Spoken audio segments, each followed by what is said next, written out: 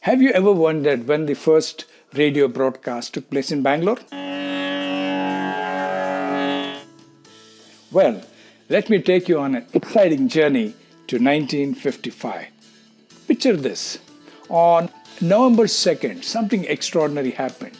The first ever radio broadcast went live from Akashvani Bangalore, and it captivated the city. For the first time, people could hear music, news, and voices coming out from a box right in their homes. The radio. That initial broadcast might have lasted only a few hours, but it ignited conversation throughout the city. Now, owning a radio back then wasn't as simple as it is today. You couldn't just walk into a store and buy one. Instead, you had to obtain a special radio license. This involved a trip to the post office, paying a fees which could cost around 15 rupees a year, and get official approval. If you didn't have that license, you risked getting fined. And if you happen to move, don't forget informing the government about your radio was a must. Radio themselves were also quite pricey. Popular brands like Philips and HMV were well known. But for many families, a radio could set you back an entire month's salary. Consequently, owning a radio was a significant milestone, often turning into a community affair. When someone in the neighborhood bought a radio, it became an event. Families and neighbors could gather together to enjoy cricket matches, listen to news, or revel in some music. It felt like a small celebration every evening. Here's a fun tidbit. For a long time, Hindi film songs were not heard on Indian radio because the government aimed to promote classical music. Film songs were completely banned, but people didn't let this stop them. They tuned into Radio Ceylon from Sri Lanka, where the famous show Binaca Geet Mala featured all the latest Hindi hits. ये Sri Lanka broadcasting corporation का विदेश विभाग है, आपका पुराना साथी radio Ceylon.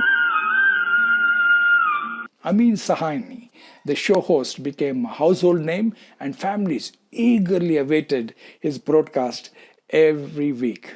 नमस्ते बहनों और भाइयों, मैं आपका दोस्त अमीन सायानी बोल रहा हूँ और आज बड़े ही कम शब्दों में आपको सुनाना चाहता हूँ उस साल का लोकप्रिय गीत ये. And if you were a cricket fan back then, the radio was an essential companion. Without any TV or TV streams, the radio provided an exhilarating experience. The third test, England versus India, is about to begin at Chepauk in Madras. Vadikar loses the toss and Tony Lewis decides to bat. People would gather, eagerly listening to every commentary, cheering and celebrating together as their favorite teams played. Recently, I had the pleasure of visiting a remarkable place, the Shortwave Museum in Bangalore, which was set up by Mr. Kalberg. This studio is filled with vintage radios. Each piece carries its own unique story.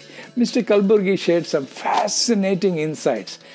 Among all the radios, which is that one radio which is a pride for you?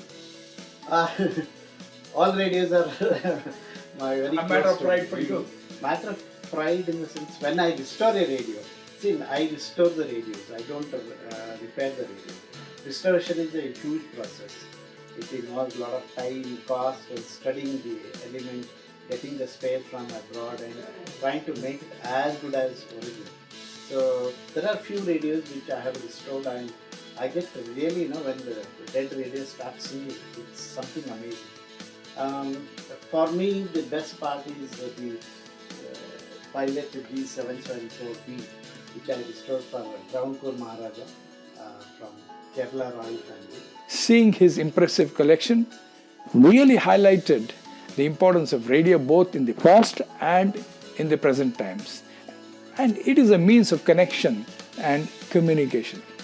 If you are intrigued by my visit to Shortwave Radio Museum and are looking to see these extraordinary radios for yourself, stay tuned. I'll be sharing the museum details below in the link. Also, don't forget to like, subscribe, and share your family radio stories in the comments below. I'd love to hear them. Thank you and bye-bye.